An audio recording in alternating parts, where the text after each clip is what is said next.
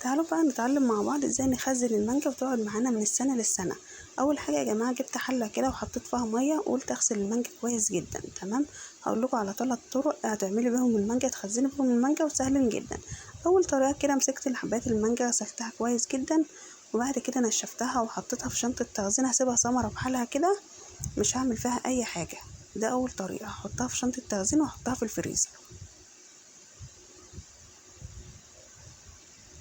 اللي يعرف يا جماعة نوع المانجا ده يكتب لي في الكومنتات. تاني طريقة بقى هجيب المانجاية كده هغسلها برضو كويس وهبتدي اقشر فيها خالص، اتخلص من القشر نهائيا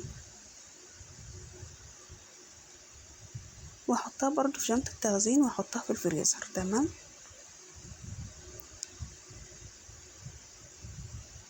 تالت طريقة بقى يا جماعة هجيب المانجاية برضو اغسلها كويس. طبعا هجيب المانجا كده احطها في المية علشان لو القشرة فيها اي حاجة تبوش منها بسهولة وتطلع منها بسهولة. تمام،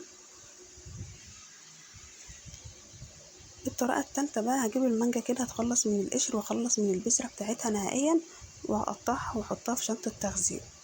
لو عجبكم الفيديو يا جماعة اعملوا لايك، واللي اول مرة يا جماعة يشوف قناتي ينزل يشترك فيها ويفعل زر الجرس عشان يوصلكم اشعارات بالحاجات اللي بنزلها. واستنونا ان شاء الله فيديوهات كتيرة جدا، وقولوا ايه رأيكم في الكومنتات على الطرق تخزين المانجا. باي باي.